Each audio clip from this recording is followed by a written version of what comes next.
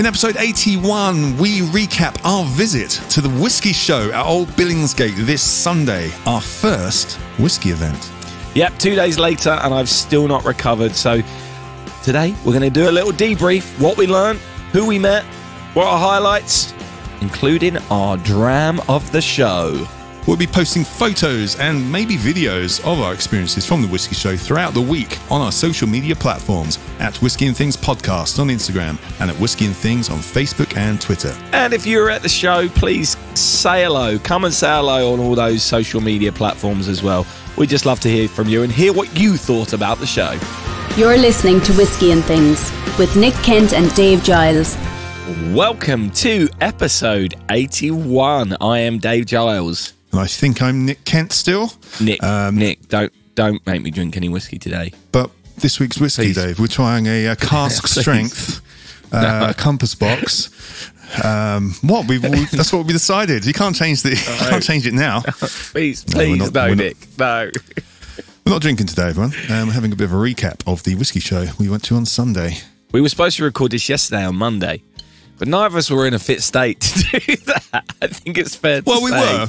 We could have. I was driving back to Manchester yesterday, so I got back quite late. And after the day we'd had and the morning we'd had, it was tiring. So we're now doing this on Tuesday morning, which is Tuesday afternoon, actually. Wow. Tuesday afternoon, yeah.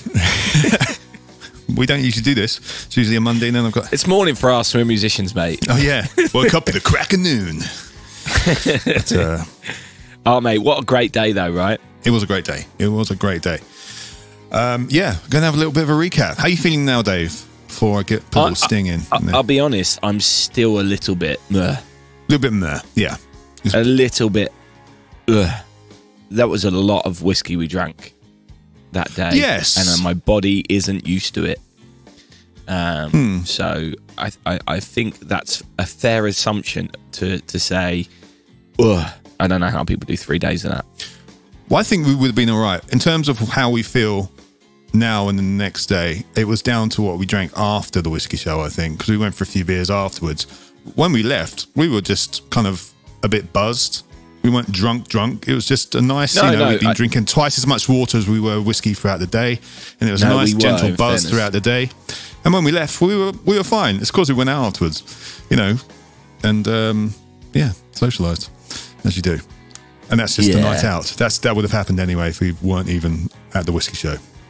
But I think that was made worse by how much whiskey we had drunk slowly over the course of the day. You're right. Yeah, probably. Both buzzed when we left. We definitely weren't drunk, but you know, when you put that much whiskey in your body, we should also gone for something to eat afterwards as well. Yeah, we didn't eat either, and that's an issue, isn't it? I wasn't hungry all day. That was the issue.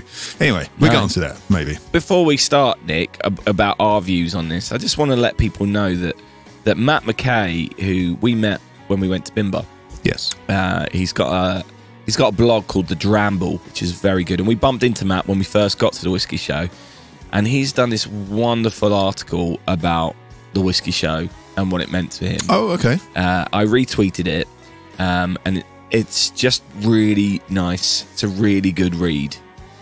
Cool. And I think it sums up how I feel about it as well.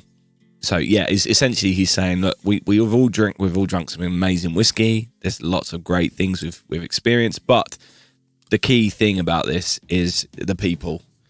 And having done Zoom chats for most of the last year and a half and FaceTime, to actually get some real FaceTime with people really made a difference. And I think that's how I feel. Obviously, we're going to go through who we bumped into, but that's how I feel about the whole thing. Yeah. Yeah, me too. It was just really nice. Everyone looks slightly different. Did you notice that? Everyone looks a little bit different in real life compared to what they do on Zoom. Yes. Dave Worthington, I didn't know he was that tall. He's got a presence to him. He's a tall man on Zoom and the videos. He's obviously just sat in his chair and he's a tall man. But yeah, I know. And David Robinson is the most dapper man I've ever met. He was on the posh stall. He was doing the fancy stuff that day. But yes, he was dapper. Right, should we get into it? Yeah, let's. Sting me. The whiskey. The whiskey. Well, when that sting went off yesterday, Nick was on his phone yesterday when we woke up, and he was just checking Instagram, and he's got his little video clips. Yeah, he's got his little video clips on Instagram, and the audio of that started, and as soon as it did, he just went. It was so loud. I was just like,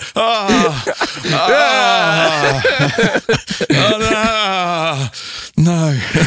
It kept coming on because on Instagram when you're posting something, it keeps repeating it when you go back to it. It's like,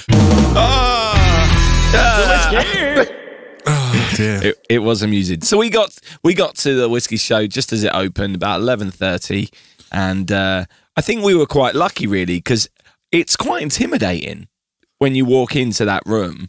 There's so much to do. There's so many options. You don't really know where. I think if we had gone in there when we just started this podcast, we wouldn't have had a clue what to do and who to go and see and all this, that, and the other. No. And I think we were very lucky that the very first stand right there as we walked in was Elixir. Yeah, Chanel was literally waving at us as she spotted us. So straight over there. Chanel and Julie were there, and it was so nice for me to meet them both in the flesh. I just was like, yes, and it was a wonderful moment. Chanel LaCourie and Julie Hamilton, of course, from we've had them both on in the past, episode 58 and episode 45. Yes. Chanel is the reason we were massive in China for a little bit. Yeah, we worked that out. We don't know. Yeah, we think it is. We're giving her the credit because she used to be their rep not their rep, someone's rep in that region. So we think it was because of her that we had a huge spike in Chinese listeners or people from China. But yeah, we went straight over there, and our first dram Julie gave us was a Glen Elgin, apparently, and it was very nice. It was a good start, wasn't it? So the way this works is as you go in, you get given a glass. That's your glass for the day. Yeah. And you just... Here's a perfect measure glass for you. And you put it on the counter and it will get poured. Someone will pour something in it. Not massive drops, just enough to get a flavour and a smell. It varied, but yeah. Yeah, it did vary. Yeah. But it was great. It was great to see them both. And do you know what I liked about their stand? And I think, actually, Nick, it put me into a bit of a full sense of what to come. To an extent, it made me a little bit disappointed with the rest of the show. Whoa. No, you just I say that. You didn't wake up I say that very mildly. Bag full of stuff. Well, tell the listeners then, what did you want for the day? Well, what was really nice was at Elixir, they had some pins and some key rings, and I can see in the background of your Zoom chat, Nick, you've got your map of Islay on the wall. Beautiful little A3 map of Islay. My Skag. Yeah, there it is. So that's in the background. But yeah, so Dave's talking about swag, essentially. They had swag. And they even did Skittles. You know, loved that. Yeah. I was then thinking, I'm going to come home with a bag of swag. I'm going to come home with a bag of swag.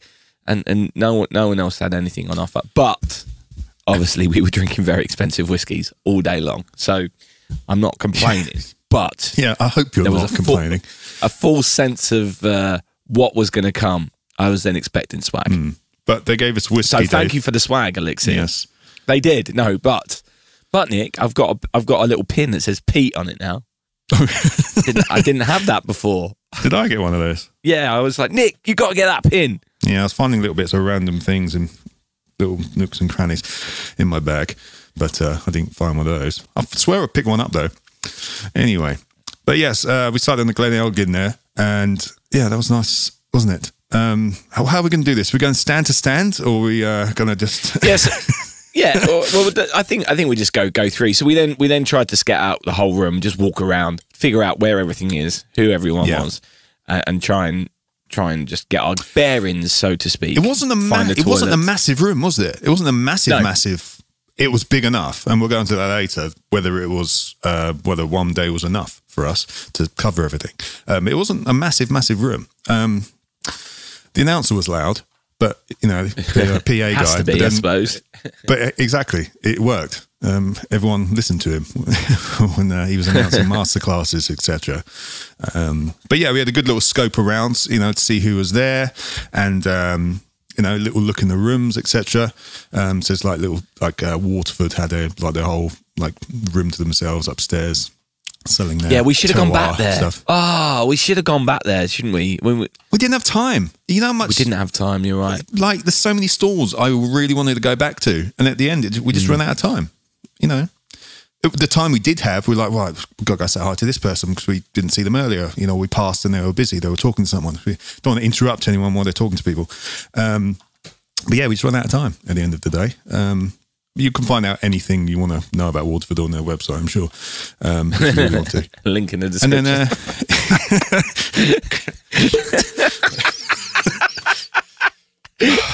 Don't, because I've already put down like the links at the end. Whatever goes in the show notes today, it might be quite long. Anyway, but yes, cool room. Some great looking stands. Some really caught our eye. Some I've completely missed, like Gordon and McPhail. I would have loved to have gone to. I didn't even see it. But it just didn't register with me. I didn't even see it. It's the one with the 80-year-old Glenn Livett was. I didn't see it. Yeah, it was the big one.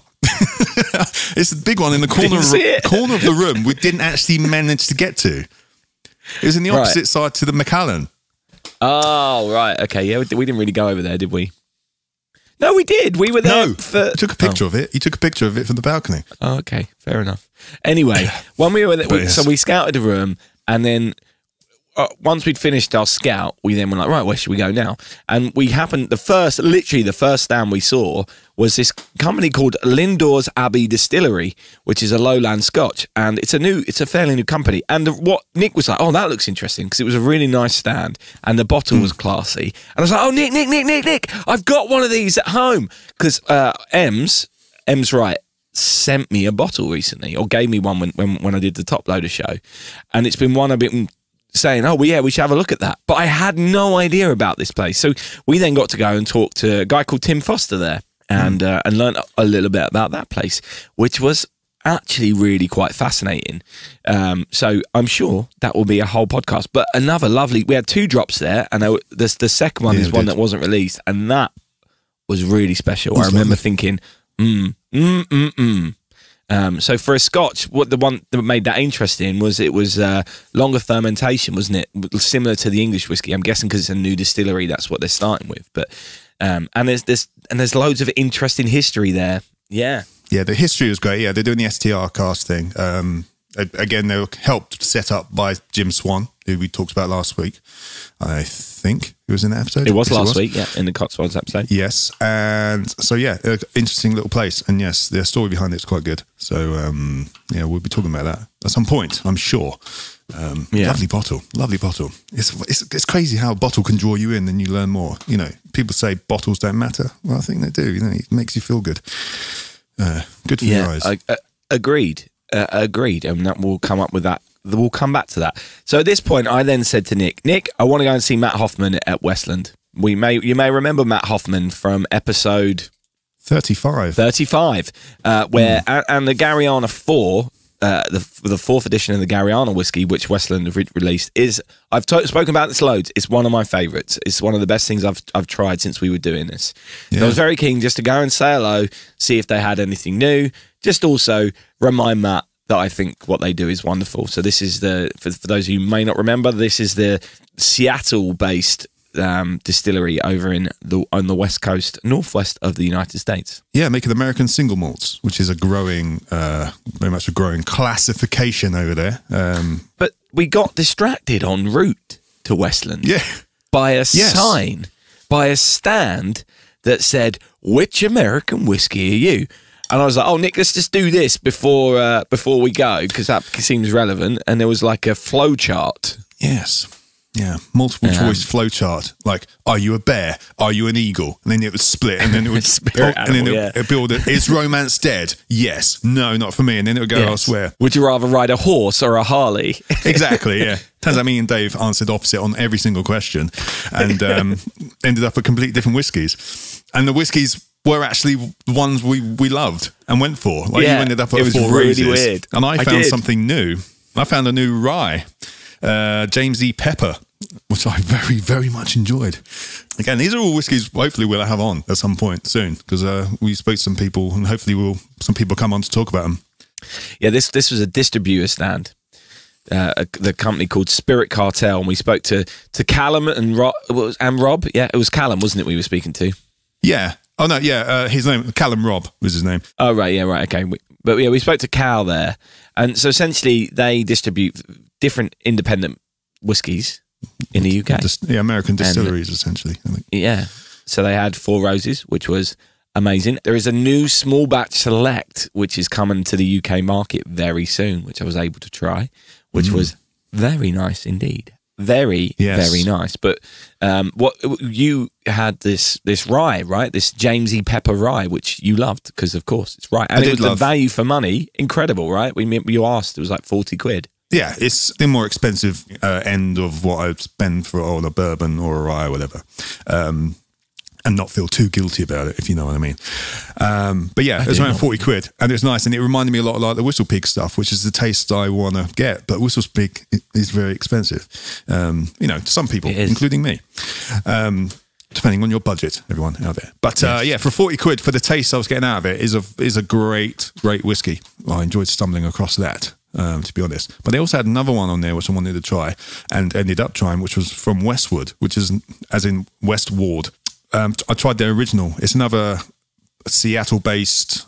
No, they're from Portland. I think it's Portland, Oregon. Anyway, Oregon, yeah, the Oregon. It was Oregon-based single malt whiskey, which is kind of weird because we were on the way to see Westland, which is the same kind of vibe, and stumbled across this. And to get there, we passed Starwood. Yeah, Starwood. Yeah. So yeah, this Westwood. It's Westwood. It's pronounced Westwood, but it's spelled W-A-R-D. Not Westwood, as in touching wood.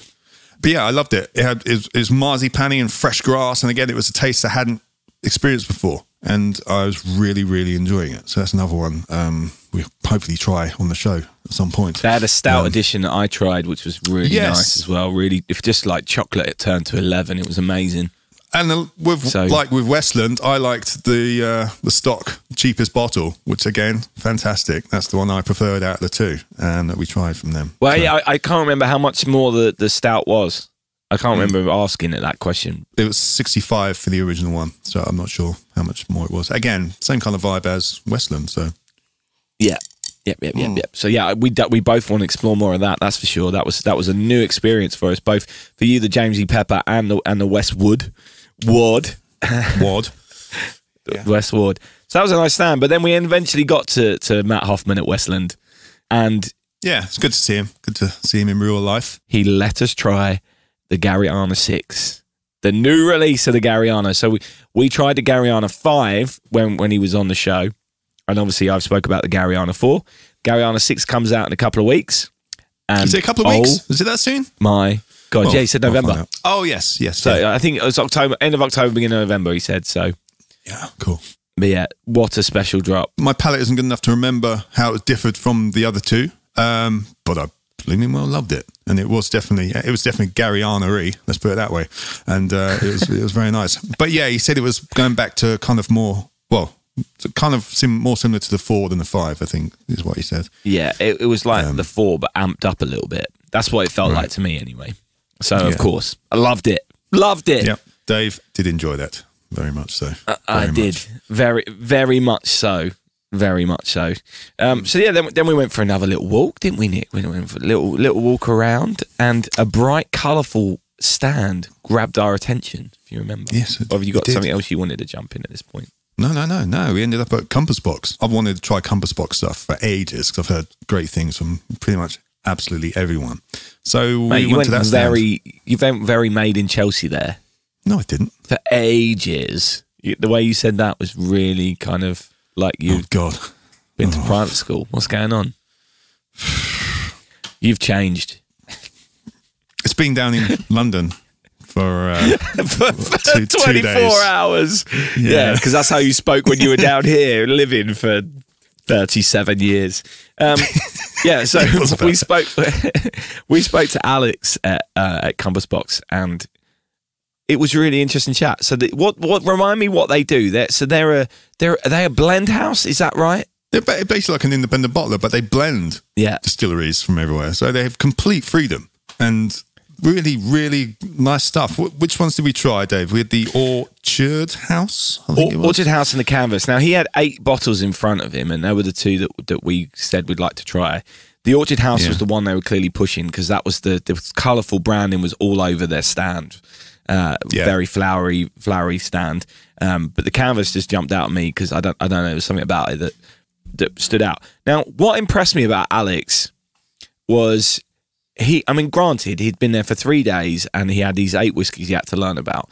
But each one, without looking at his notes, he would say, okay, so this one is 10% name of a distillery, 16% another name of distillery, and he knew the ages from the different like he knew the makeup of these whiskies, didn't he? He absolutely lived and breathed all the information and retained it. He could have been making it all up, but I don't think he was. But no, it was fantastic. You could tell it wasn't just that he'd done his homework. That was his, life's work, I guess. He's loving what he was doing.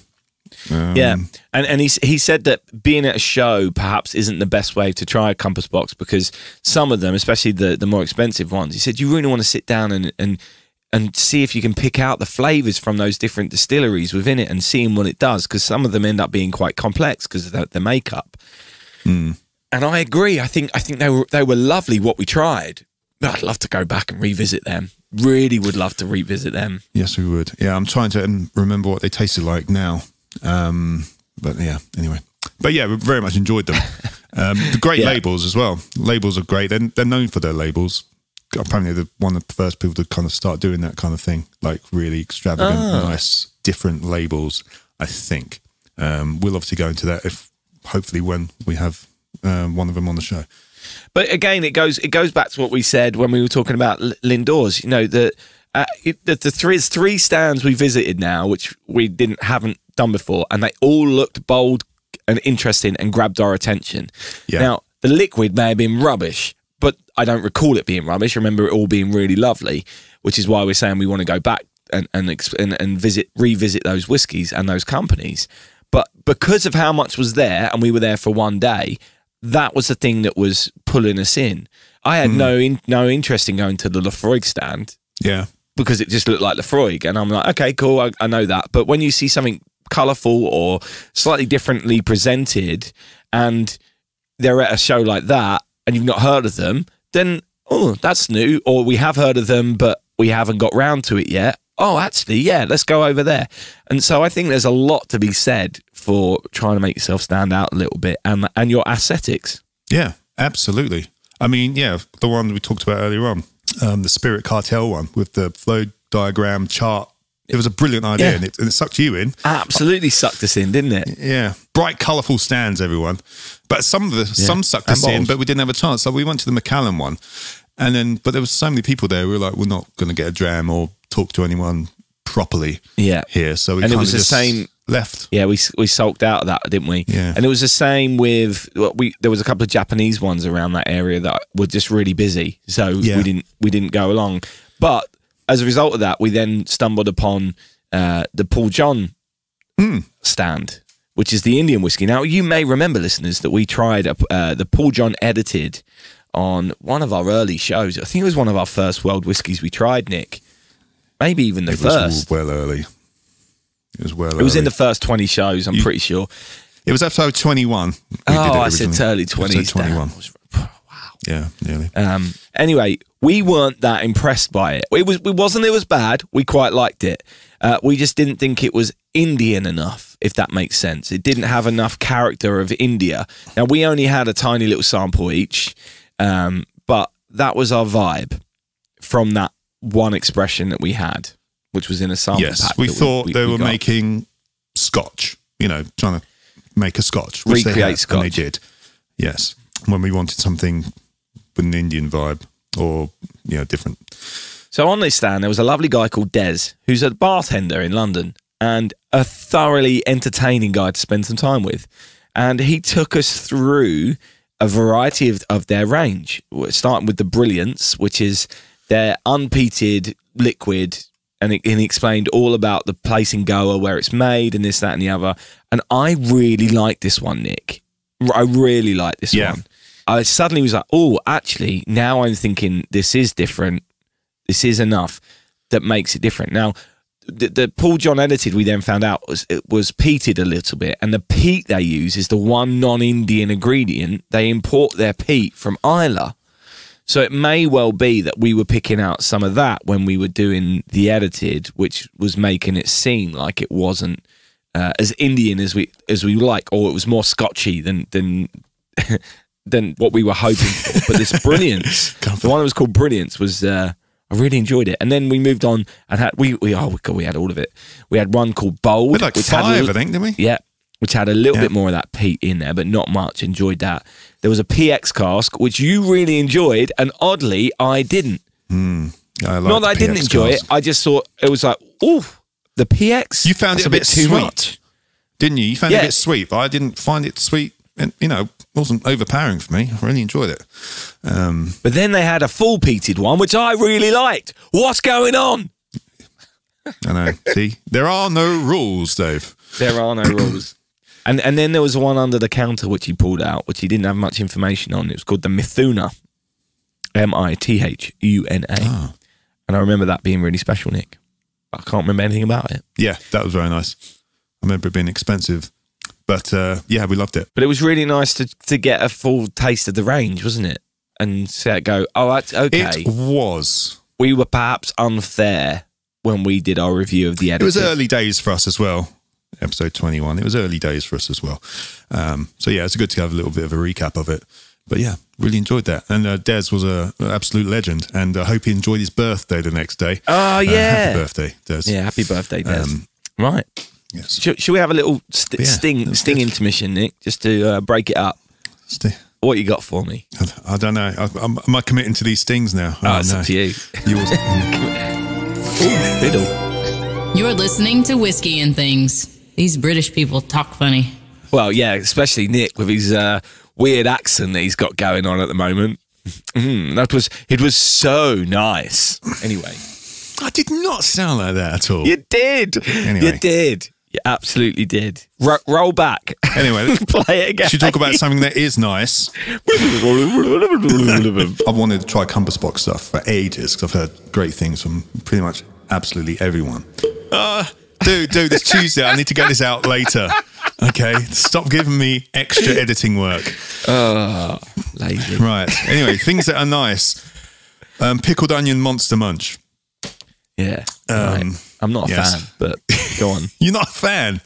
Love it. Anyway, okay. I hated Monster Munch as a kid, but okay. Well, we went to the Brook Laddie stand to have a little taste, and there. You might have heard last week, Rob Patchett of Cotswolds mentioned a tasting which was done in lockdown by Abbey of Brook Laddie when she was pairing crisps with different whiskies. And she was there. So we said hi and mentioned that she was in the show last week. And it turns out she had a packet of Monster Munch under the desk with her right there. So we had a picture of her like that. And we just tried some Brook Laddie stuff. We started with their classic, which Dave hadn't tried before. No. I think I tried it somewhere. In terms of branding and aesthetics, this is like a teal. Is teal the right colour? I'd say teal or mint. Yeah, teal. I'll go green. with. Yeah, some kind of like bottle, light green. matte bottle. It's that colour. Everyone goes, that's green. No, that's blue. It's that one. But their bottle is that colour, and you can't see through it. It's sort of like this lovely matte teal cut, and it's lovely and smooth on the touch. Again, aesthetics bottle. I love it. It's all part of it. So we had some of that. I very much enjoyed it. It's Islay. It's their unpeated one. I thought this was a standout for me. This was an absolute standout for me. Yeah, ridiculous, absolutely ridiculous. Obviously, we've had the Port Charlotte 10 from Brook Laddie. I know it's not called Brook Laddie, but it's from that distillery, isn't it? Mm-hmm. Yeah, we've had that before. So we bypassed that. We tried the Black Art 9. I don't think it's out yet. I think it's still on the 8. I think I tried to find it earlier on. It was so good. That's all I remember. So I think it's only just been announced. Yeah, the Black Art. This is Adam Hannett's expression. Head distiller, or not master distiller. He doesn't like that. So that's an expression from him. And lovely. Absolutely remember that as being gorgeous. Absolutely gorgeous. Yeah, me too. I remember. In fairness, though, everything we had on this stand was amazing. We then had 2 different Octomores. Yeah, we couldn't go there and not try the Octomore. Yes. So we tried the 12.2 and then I think 12.3. It was. And you hadn't had that before. And this is widely known as one of the peatiest whiskies around. They've always tried to push how much peat they can put in there, 130, 160 parts per million. But yeah, a lot of peat going on. And Dave, you said before you're not really a fan of peaty whiskies a lot of the time, but you keep finding ones you love. So what did you think of the Octomore? Well, but this is the thing. I wouldn't pick out a peaty whiskey first. Like if I'm looking at a whiskey shelf, I don't go to peat. I go to other expressions because it tends to be a bit too much for me. But that doesn't mean I don't think they're any good. I just prefer other stuff. But these were so good. Oh, yeah. These were so good. But I still think I would go with the classic Laddie over all the other ones if I want something from Brook Laddie. It was perfect for me. But these expressions and the 12.3 I preferred to 12.2, and there's a difference, isn't there? The 0.2 and the 0.3 is where the barley's come from and all that kind of stuff, isn't there? There's a lot of that terroir stuff going on. I think the 0.3 was local barley. Was Isla barley. Yeah, it was Isla barley, I think. So, but yes, they will have the points actually are consistent each bottling. It's not just another version. Each like 0.2, 0.3. It's the same thing that changes each time as they go through the year, which is awesome. So yeah, very much enjoyed those. And it was great talking to Abbey as well. So hopefully we'll get her on at some point. Get her on the pod. Yeah, absolutely. In the words of, I don't know, but Rob Patchett. In the words of Rob Patchett. Rob Patchett. That's what he messaged me when he saw it on Instagram. We bumped into her.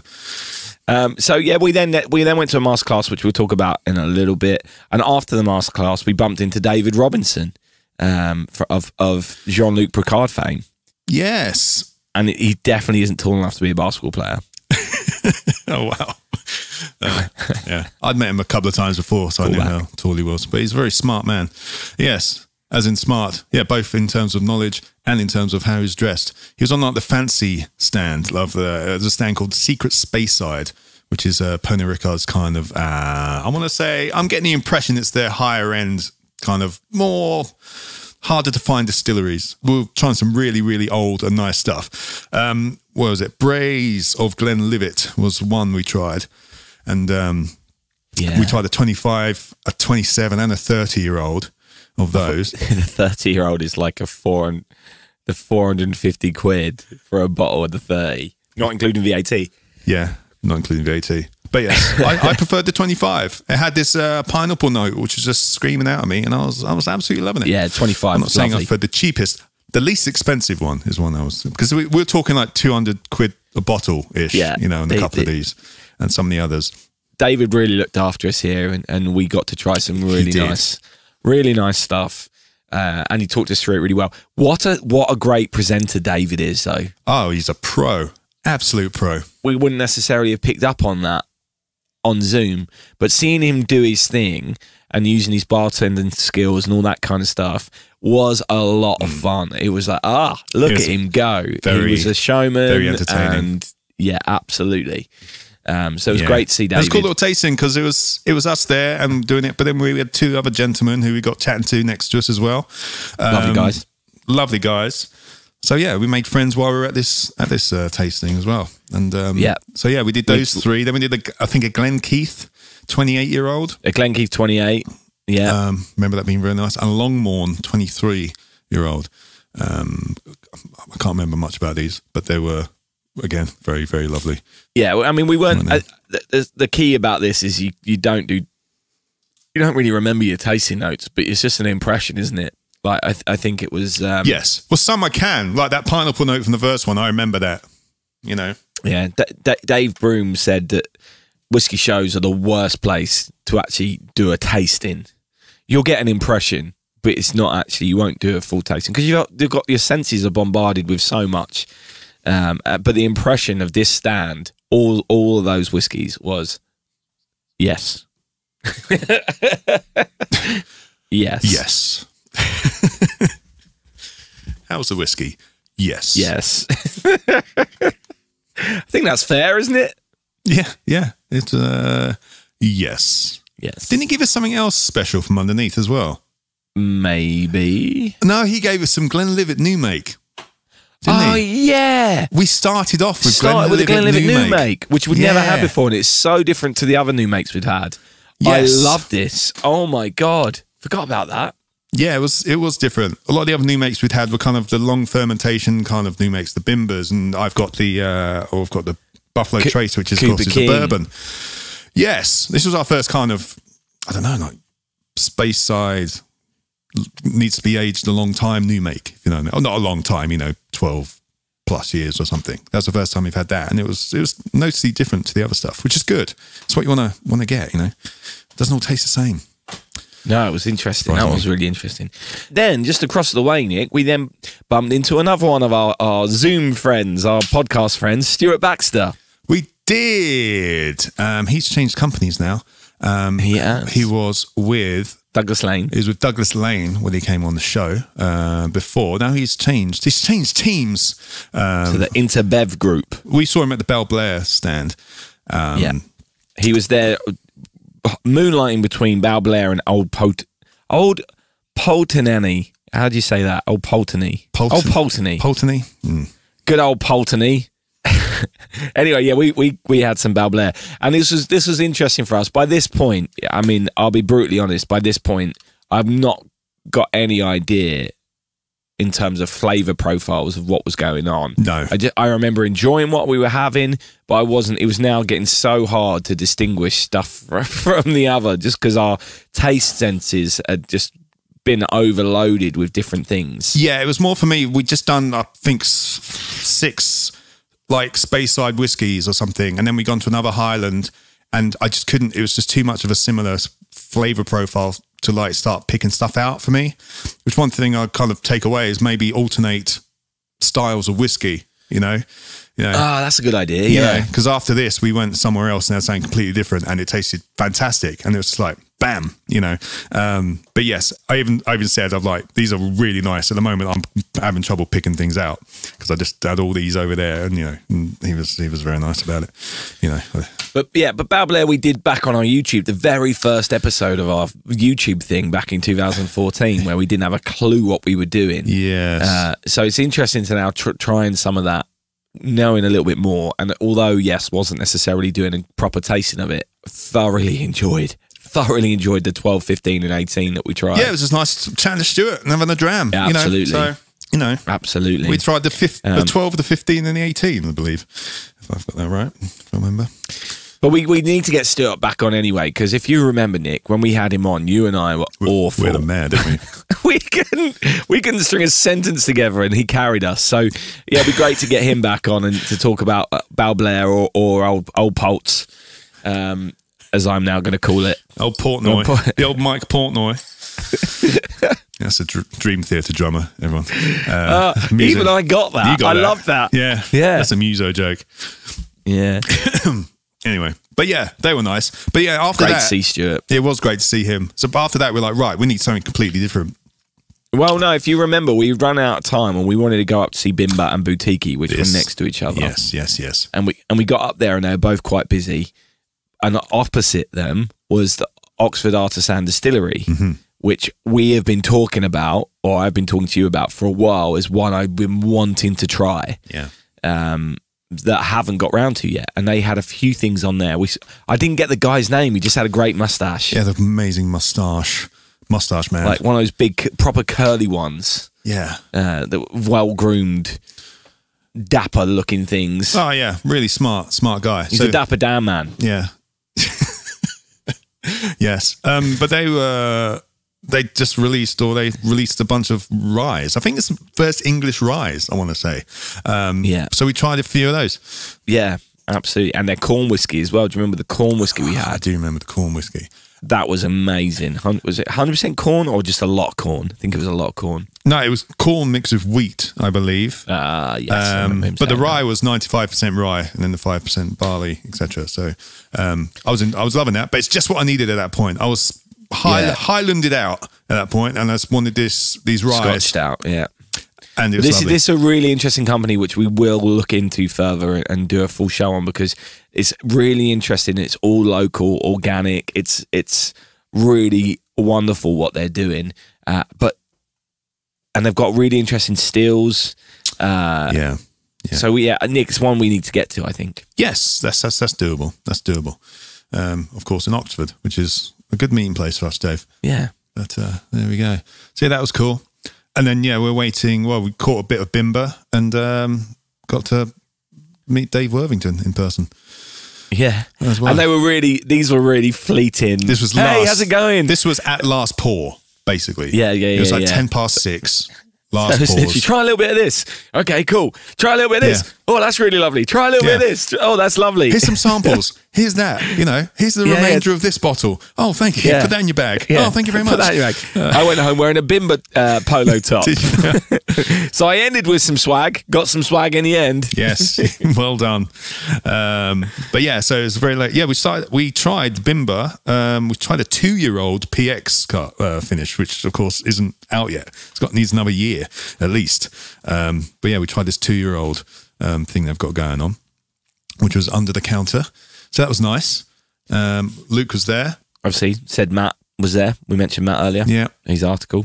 But it was good just to touch base up there. Again, we're just kind of just running around trying to, say hi. Annabelle Thomas was there. We missed from her. McNean. Yeah. Well, we saw her, but she was talking. Again, didn't want to interrupt. And when we got back up there, she'd gone home. Hello, Annabelle. If you're probably not listening, you've got much more important things to do than listen to us. But yes, we did try and say hi. But there we go. And then obviously went back downstairs, finished up at Elixir again. Yes. I don't think we had another pour at that point because I think it was over. It was over, we got to at least say goodbye. It was bookended, yes, with Elixir. So yeah, that's our rundown of the stands. And again, there were so many more. We'll do a little rundown at the end of things we might have learned and things we'd do differently. Yes. But for now, let's move. Sting me. Sting. Oh, so many. I'll just play this.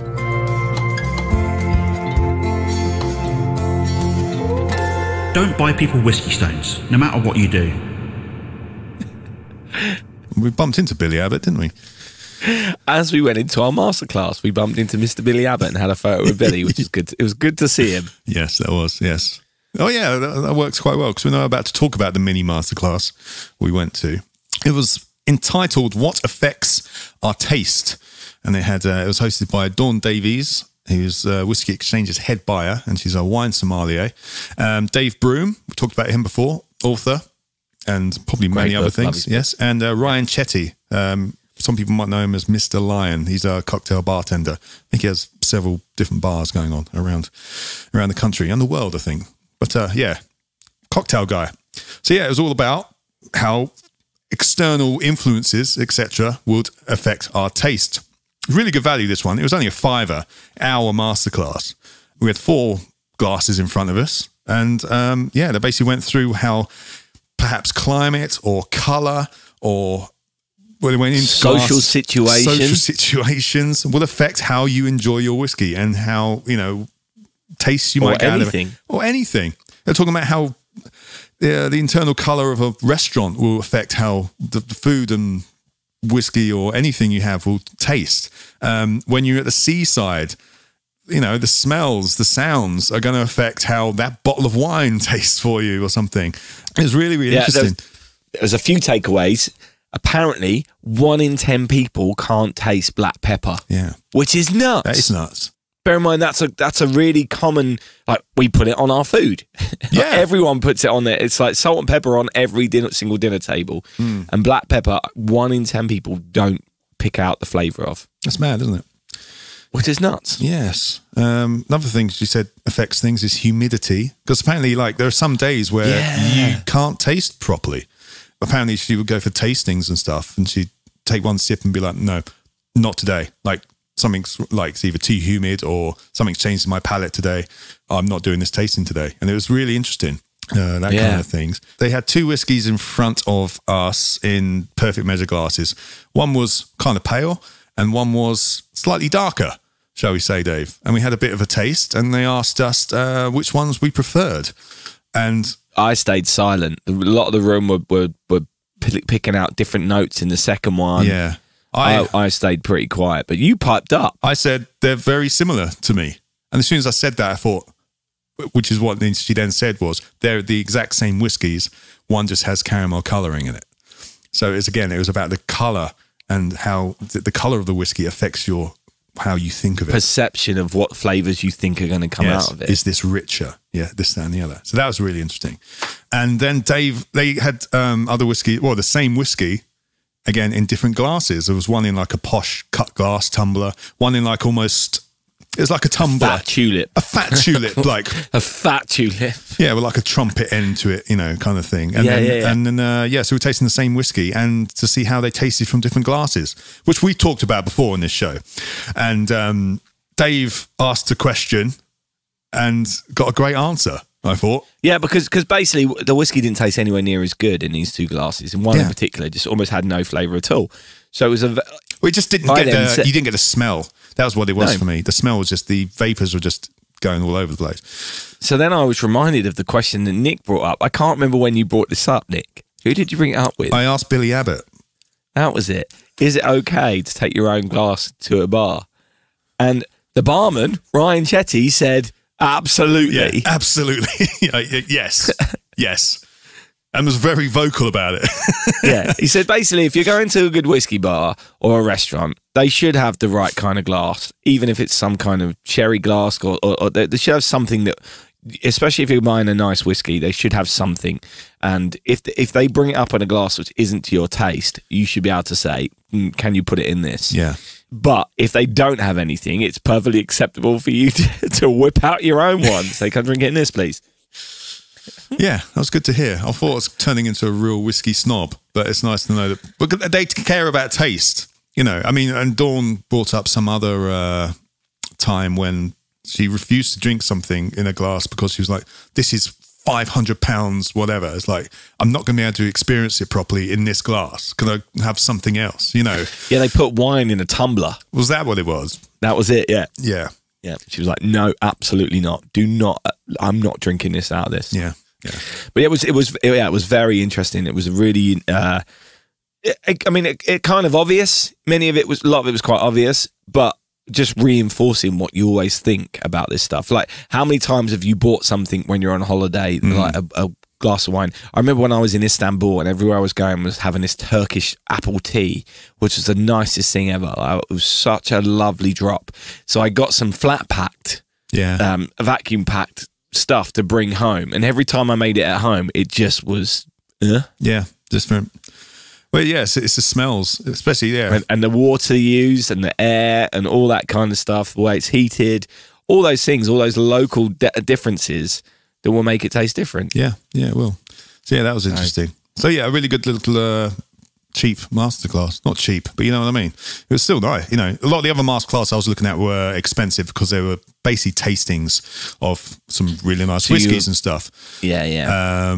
And yeah, I don't want to do too many masterclasses as well, I think. Depending how long you have there, and they're probably definitely worth it. Because we only had a day, I thought just having a cheeky, like £5 one in the middle of the day was a cool little it really broke the day up. It did break the day up. It really broke the day up. And we were sitting there for an hour with only a tiny little bit of whiskey that we had. And in that period, I drank so much water while we were sitting there. Yeah. But again, we were on a table with two guys. I think it was James and Graham. I think that was their names. Jay, I think it is, yeah. And lovely. It was nice to have a bit of a chat with them, find out what their experience of the whiskey show had been like. Jay had this amazing IKEA hat. The blue, the blue IKEA bags. Yeah. He had one turned into like a fishing hat. Yeah, it was great. It was amazing. I was like, this is an amazing hat.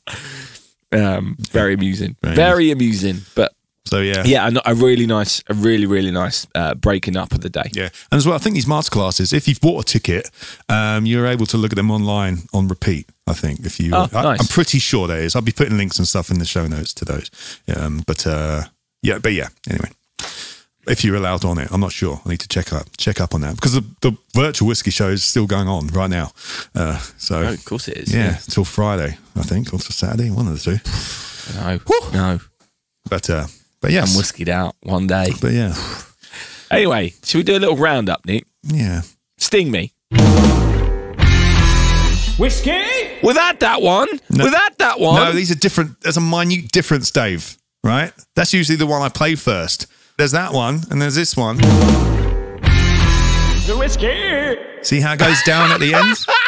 Oh my God, never picked up on those You've never subtle noticed that? differences. No. And okay, fair enough. Yeah. And talking of differences, Nick, what would you do differently next time you went to a show? This is our first show, so what would you do differently? Firstly, I didn't. I would take photo of everything I try, just so I can remember things a bit better. And as well, maybe a good way of just kind of keeping track of how much you've had throughout the day as well. Yeah. Maybe. But no, it's good just to kind of remember what you've done. Another thing, I touched on it a bit earlier, but next time I would alternate styles of whiskey that I try. Because when we were doing all the Scotch and all the Speyside, whatever, when we got to Balblair after the Speyside stuff, it was just another Scotch a little bit, even though it's not. I wanted to give it its proper dues, as it were. And then we went upstairs and had the rye, and it was completely different, and it was lovely. And so I would alternate some things. Yeah. It's pretty much laid up like that if we'd been clever, though, wouldn't it? Because opposite the Speyside bit was Redbreast. Oh, yeah. Again. And we bypassed that and went to Balblair because we wanted to see Stuart, right? Yes. And, Yeah. Which is That was it. important. Yeah. But actually, if we'd had some Irish at that point, I would have loved it. Yeah, I really wanted to go there. I missed it. There's a few. I wanted to go there. I wouldn't have minded. We thought about it, but we didn't have time. Langerton were there, the Swiss guys, and I would have loved to have tried another Langerton, which didn't have a Chardonnay finish, because I'm sure there's something there I would have loved. But alas, no. But yeah, we'll have loved to have tried that. Similar to like what we did with Paul John, right? Actually, to go to their, see their full range and find one, rather than have this one little sample from one edition that we had. Yeah, exactly. Is one day enough, Dave, for you? No. It's not, is it? You think it's going to be? You can't rush things. You know. I think that was, for me, was the annoying part. Is right at the end we did rush a few, and it was like, okay, yeah. I've got no real memory of what we tried at Bimber. No, I remember liking the World Whiskey Blend at Boutique, but by that point, I can't even remember having that. Yeah. Who the hell knows? Yeah. But I remember Dave giving us a little bit of that and being like, this is nice. Yeah, I remember liking everything up there. I just can't remember specifics. It was a bit manic at the end there because everyone was starting to pack down as well.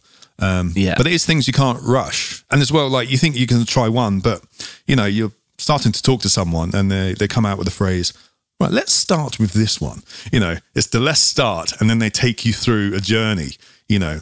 It's not just one whiskey here, one whiskey there, and you can't rush because you just want to enjoy it, you know. And if you do rush, you're going to get smashed as well, which is not the idea. Yeah. I mean, so I think there was about 100 stands, and I think over the 3 days you'd struggle to do all of them correctly. Yeah, there was but there was plenty of them which I'm like I don't care about that. I know what you mean. I mean, we walked past the Highland Park one, and we're like, it wasn't very inspiring, and we've had it before, and nothing against the whiskey or the people there, but we're just like, you know, you had other ones which are catching our eye, like the Compass Box, etc., and other ones. Ones you find less on the high street is what I'm more interested in, just because that's what I want to go. I want to go to discover things. I don't want to go to have things I've already had, right? Yeah, exactly. But obviously repaying visits to like Garianas or New Garianas, that was fun. So Buffalo Trace, I wasn't going to go to the Buffalo Trace one. As much as I love Buffalo Trace, it was not on a priority, but I love it. But I've had, you know, but they're like a separate Blantons. I was expecting like Buffalo Trace to have like all their Eagle Rare and Blantons and stuff under one thing, but they're all separate. I don't think Eagle Rare were there. Anyway, again, can't remember. There was so much going on. I've got the little pad here. I looked at the map of the place once, I think. I didn't look at it. I only looked at it to find the toilets, I think. Yeah, you did. Yeah. But any other things you do differently? No, other than what we've already said. I would like to have eaten at some point. But yeah, again, I wasn't hungry. It was weird. We had a ticket. We should have at least done before we went out. Yes. Had a food break. I think that would have made me feel better yesterday. Yeah, we should have done that. Schoolboy error today on our part. It was a schoolboy error, but you're with people and so on and so forth. Yes. You're being social, exactly, causing trouble. Yeah. So, but should we move on to favourite drams? What's your you got a favourite dram of the day? Well, I think the Gariana 6, for me was amazing, but I think that's no surprise because I love Westland. going into that masterclass, you know, you have preconceived notions of what something's going to be. So I think I would have enjoyed, like, I think I probably expected that to taste nice. I think for me, the real breakthrough moment I had was the classic, the Brooklady Classic. Brooklady. I love that. I thought that was really special, and especially in terms of value for money as well. Like, so many of what we had was ridiculously expensive, which, to be honest, I'm not going to be able to afford. But what we had there was a high street whiskey price that was really smart. Yeah. So yes, I think that's the one that I definitely want to put on my list, and I think it's a beautiful bottle. It is a beautiful. But yeah, my memory right at the end was the World Whiskey Blend from Boutique was amazing, right? And I want to have that again, but it was right at the end, and I can't remember how. Like, in my head, I was like, I need this. Yeah, like, this is one I need. Yeah, I'd like to spend some more time with that, because of course there's a lot of flavors going in there. So I was, you know, I'd be really intrigued to look back on, to be honest. But yeah, what's your favourite dram? I've got a short list of 3 here. One's what I just remembered, like that American single malt from Westward was really nice, because I remember the taste. I remember the marzipan and the fresh cut grass. It was so just fresh, and you know, I remember it. You know, 2 days later, it really made an effect on me. That was beautiful. The Octomores were fantastic. Yes, very, very much enjoyed those. And the Black Art 9. I think my dram of the day would be the Black Art 9, I think. It was just, again, absolutely beautiful. Beautiful. It was very different as well. My memory of it is that it was like, oh, this is different. Yeah. So, yeah, I'll go with that one, I think. But yeah, there was so much we tasted, and it was such a great day. Yeah, very much enjoyed it. It was just, to me, as I said, mate, we drank a load of great whiskey. For me, it was just nice to meeting people. You know, seeing Jen, one of our patrons, was there, hanging out with her for a bit, hanging out with people we've met through doing podcasting, whether Chanel, Julie, you know, Dave Worthington coming up and having a chat. You know, Matt McKay saying hello, like people saying hello to us who we've had on. That was a really, like, to be in the flesh. And we've spoke about this on Zoom calls. So, it'd be great to have a dram with you. And we're like, oh yeah, can't wait. And there we were actually doing it. And there we were. It was less, for me, it was less about the whiskey and more about that experience of, this is what this is all about. We're drinking a nice spirit, which is enhancing our social situation. Yeah, no, it was good. Absolutely. I second all that. It was, yes, lovely to, actually hang out with people in real life. After 80 episodes, we finally got there. Yeah. And if anyone else was there and they had a favourite or something that we haven't spoke about, please let us know, so that we know that we need to look out for it in the future. If there was a story of a particular distillery or whiskey that really caught your attention, we'd love to know about it. You're listening to the Whiskey and Things podcast. That's pretty much how I sounded yesterday morning, I think. Mate, that's how I felt. I sounded yesterday morning. I had to do a gig last night, and I was doing all the Johnny Cash songs. Oh, really? Yeah. My low range was on fire. I was like, yes! Bit of Nick Cave come out. Absolutely. Right. Absolutely. So there we go. That's our little roundup. I'm not sure how long that was. But yes, of the Whiskey Show 2021. I'm going to be putting a link to the whiskyshow.com in the show notes and the social media accounts you might want to hear. I will also be putting some like affiliate link stuff to some whiskies I can find on the Whiskey Exchange, and any other random notes we might have talked about. I'm going to hopefully put some stuff down there. So, definitely put that Matt McKay article up, Nick. Yes. I retweeted it, so you'll find it fairly easy on the Whiskey and Things Twitter page. Wicked. And yes, everyone we met on the way, hope you're enjoying your whiskey coins. We managed to get one to you. Yes. But we have other whiskey coins as well, which are available on our site as well. On our website, whiskyandthings.com. Yes, indeed. And you can become a patron at patreon.com/whiskey and things. That would really help the show. And you get a coin if you do that. Do get a coin. So there you go. Look at that. Look at that incentive. Look at that. Yeah. Right. Nick, I definitely want to go to the Whiskey Show next year. I'm not sure about you. I'd like to do more than one day, so hopefully we will do that. Yes. Let's try and keep an eye out for the dates and put that in the diary. Yeah. Hey, we could do 2. I think that the Paris whiskey show was last week. I think they're I think they're back to back. Yeah. I think they're back to back most. Well, I would assume they probably do it back to back most years if they. So everyone can come into one Ladies spot. and gentlemen, please join our Patreon so that Nick and I can go to Paris. Yes. You have 1 year. Yeah. All right, buddy. Well, I think the Angels have had more than had their share this week. I don't think there was enough left for the Angels, to be honest, this week. But we've had ours. So, yeah, thanks for listening, everyone. That's 81. Done. Cheers. Thanks for coming. Whiskey and Things has been brought to you by And Things Productions. I've wanted to try